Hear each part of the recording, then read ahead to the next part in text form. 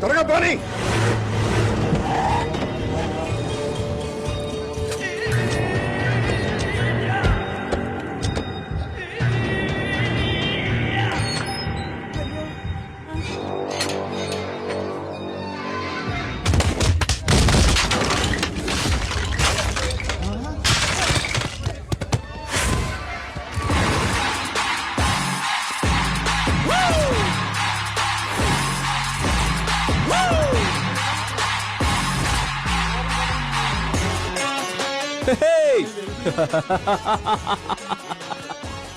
ఏం కసాయి కోటయా,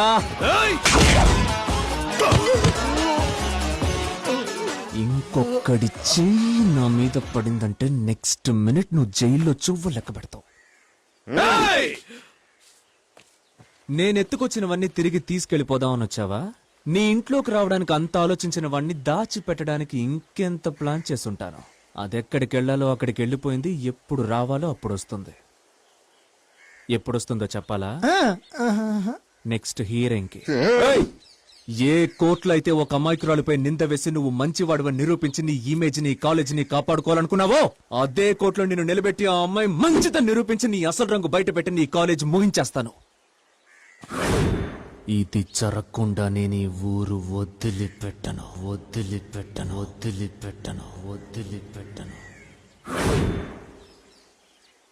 ఏమన్నా 600 కిలోమీటర్ల దూరంలో ఉన్న ధైర్యంతో మాట్లాడుతున్నానన్నావు కదా, ఇప్పుడు 6 అడుగు దూరంలో ఉన్నాను.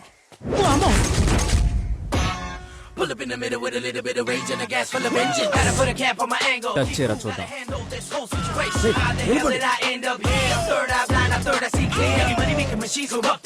చెప్పుడా లింగ్, కొళాయిలో నీళ్లు ఇప్పుడు వస్తాయా రావా? వస్తాయి. Okay sir.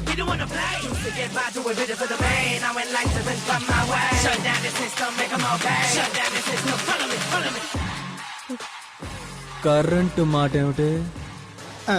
ఇప్పుడు వచ్చేస్తుంది. హలో,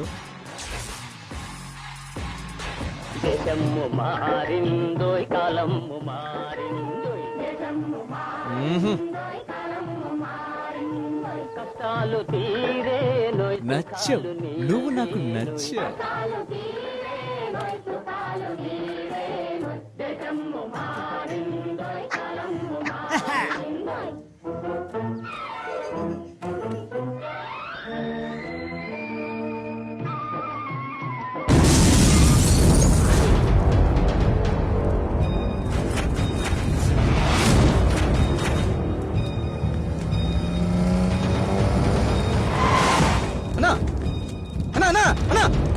ఏంటిది?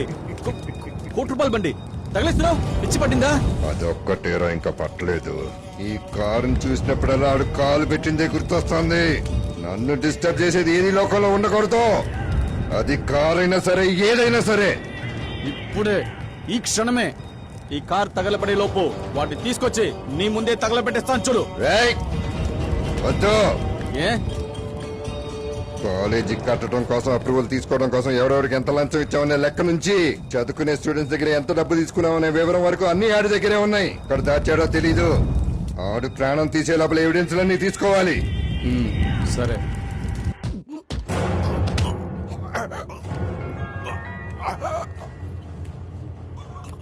హలో, చెప్పు.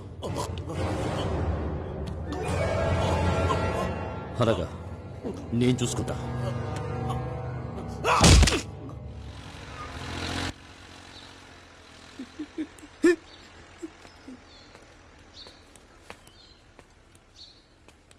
మిస్టర్ రామాయణ.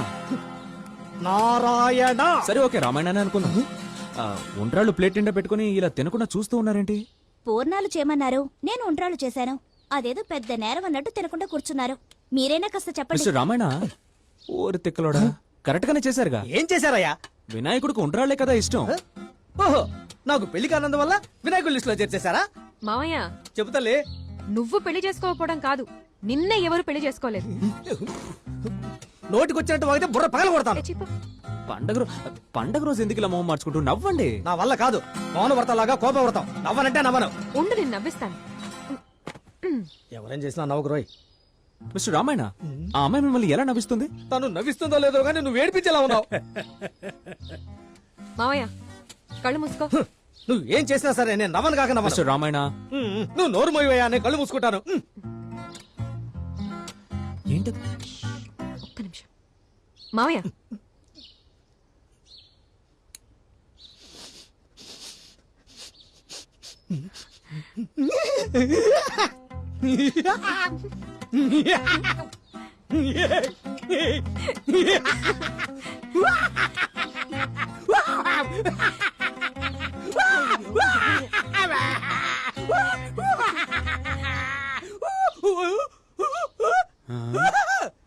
భలే ఉంది.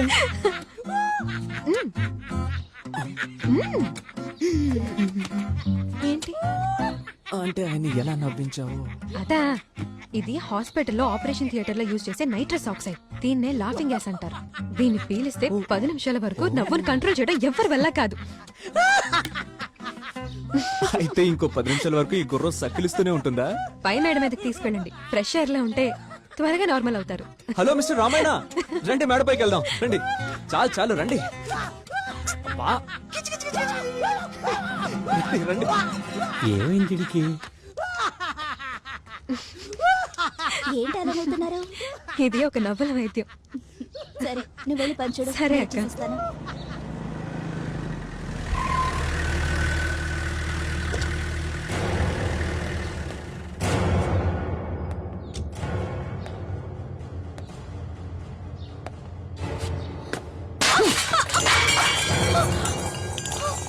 అక్క ఏం జరుగుతోంది?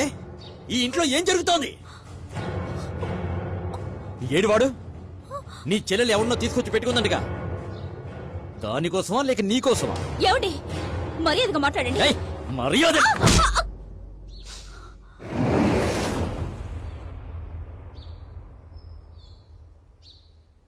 నా పెళ్ళాన్ని నేను కొడతాను, మధ్యలో నువ్వెవడరా?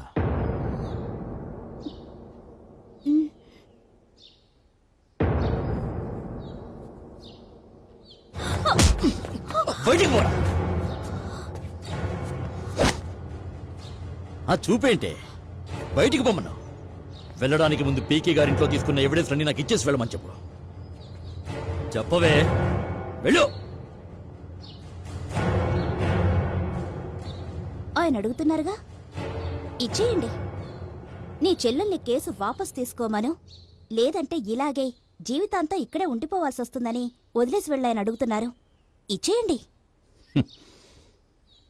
ఆయన ఒకటిచ్చారు కదా, మీరు 2గా ఇచ్చేయండి. ఏంటి బాగుతున్నావు?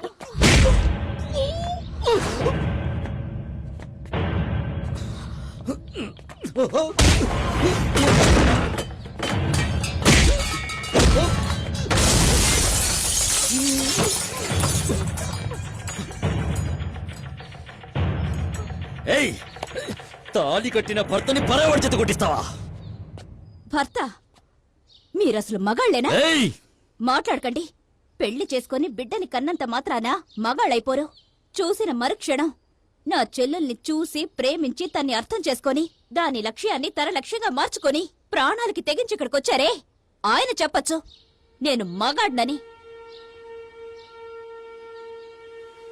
నీతో భార్యగా కాపురం చేసే కన్నా ఈ ఇంట్లో ఇలా ఉండిపోవడమే నాకు గర్వంగా ఉంటుంది.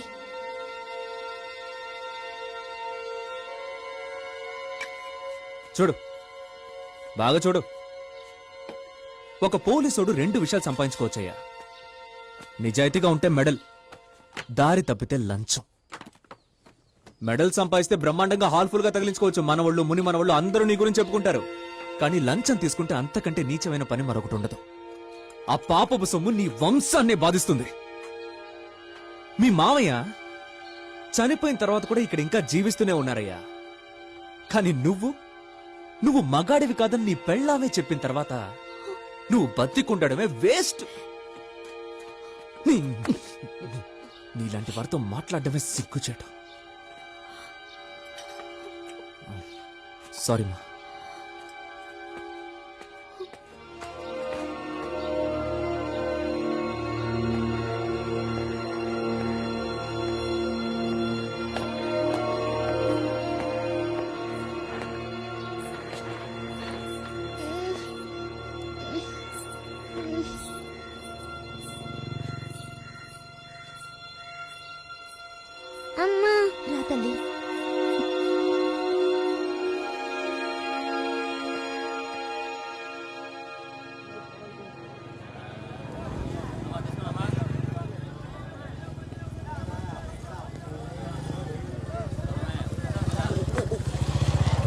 అర్థమైంది.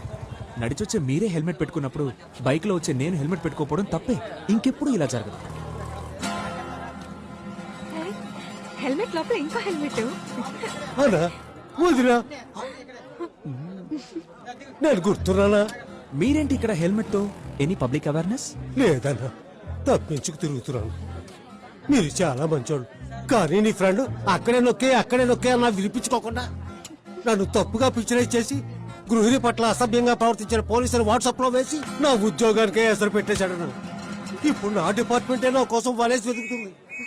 అమ్మో, పోలీసులు వచ్చారు. వస్తా. ఆడు గూర్ఖానయ్యా. అమ్మో, కూర్చో. ఏయ్ అన్న నిన్ను రమ్మన్నారు. ఏ అన్నా? వచ్చి చూడ తెలుస్తుంది. ఆ అన్న ఎవరో వెళ్ళి చూసొస్తాను. నువ్వు వెళ్ళి లాయర్ గారి ఆఫీస్ లో వెయిట్ చేయి.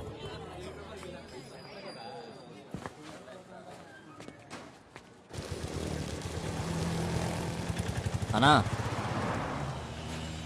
సరే మీరు వెళ్ళండి.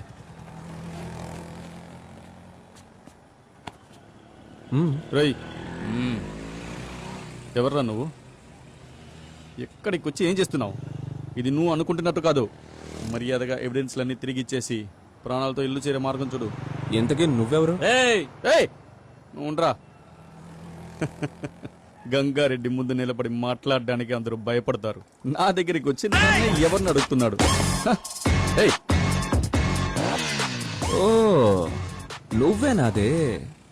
నా లవ్వరు, నా లవ్ కోసం మాత్రమే నీ ముందు కూర్చొని మాట్లాడుతున్నాను.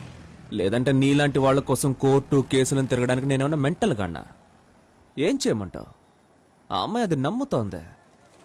అందుకే నువ్వు ఆ కసాయి కొట్టువాడు ఇంకా భూమి మీద బతికున్నా. ఓ ఇందులో ఉన్న 6 బుల్లెట్లలో ఒక్క బుల్లెట్ మీద నీ పేరు రాసుంది. ఏం చేద్దాం? ఆధారాలన్నీ ఇచ్చేసి బతికిపోతావా లేక ఇక్కడే చేస్తావా? నాకు ఒక్క బుల్లెట్ చాలు కదరా. ఎందుకు 6 లోడ్ చేసావు?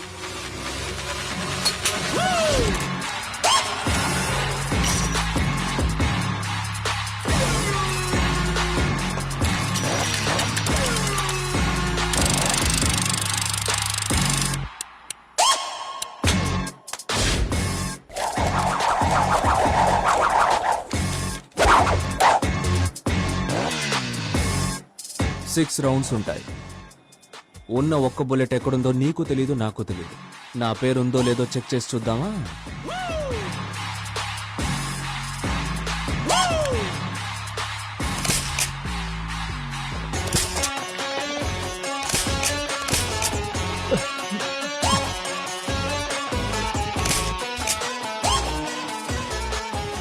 ఐదు సార్లు పేల్చినా నాకేం కాలేదే.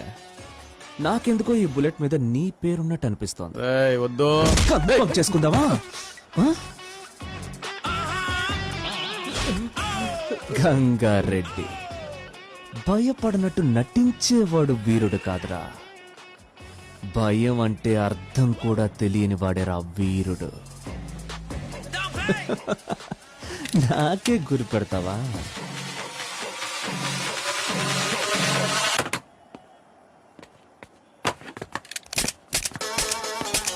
నా పేరున్న బుల్లెట్ నా దగ్గర ఉండాలి. కాలేజీలో వీళ్ళ నాన్న నేను క్లోజ్ ఫ్రెండ్స్. అన్యాయంగా చంపేశారు. ఓడిపోతాం అనుకున్నాం, కానీ ఊహించని విధంగా వచ్చి వాణ్ణి గుక్క తిప్పుకోకుండా చేసేశారు.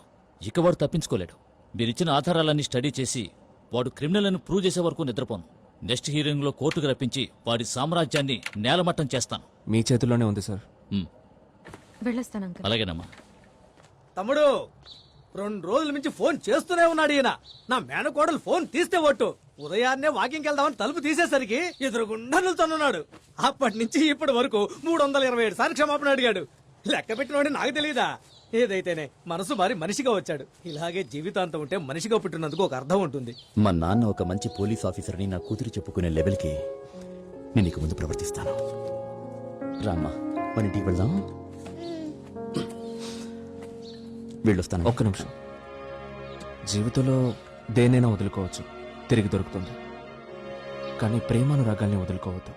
తిరిగి పొందడం కష్టం. వాటిని పూర్తిగా అనుభవించండి. ఎందుకంటే వాటి విలువ ఎవ్వరూ లేని నాకు బాగా తెలుసు.